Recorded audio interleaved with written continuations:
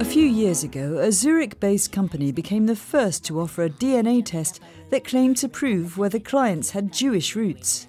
But the idea of a Jewish gene has been around for a while. It inspired Swiss-Israeli artist Marina Bella-Bravaglia to zoom in on what it means to be Jewish. She interviewed Jews from Switzerland, Germany, Israel and Ukraine and included their views in her book, The DNA Project. For many of them, there is this connection, which is not just cultural and not just self-determined, but rather predetermined through their own history, through the histories of their own families, through the suffering of their families, which is a common theme.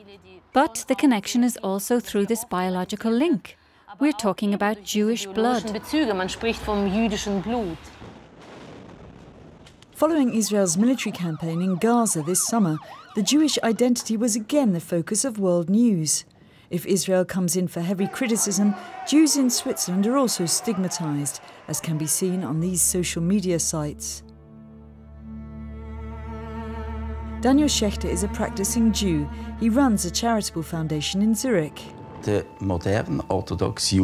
Modern Orthodox Jews look like anyone else when they're walking the streets, except when we wear skullcaps and hats. We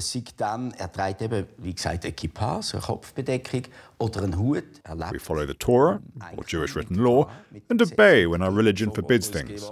We get along like anyone else.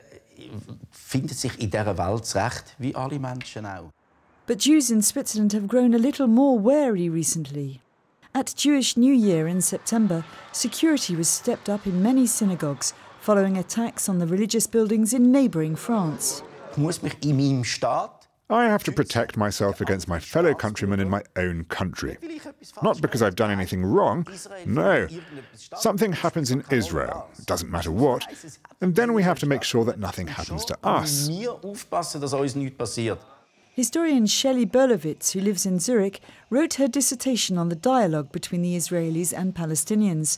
She makes a clear distinction between Jews and the Israeli state. The only ones who don't make the distinction between Israel and the Jewish population are right-wingers and the Israeli government. The latter wants the Jewish diaspora to declare its solidarity and to be in line with Israeli policy. On the other side are the anti-Semites who believe that events in Israel show what Jews are really made of.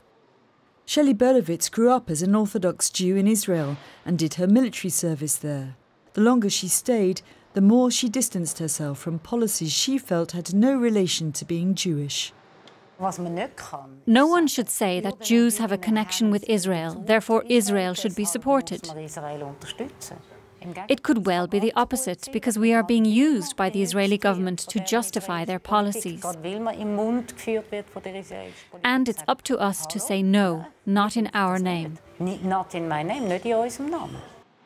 Swiss Public Television SRF wanted to find out how young Jews living here feel about their identity.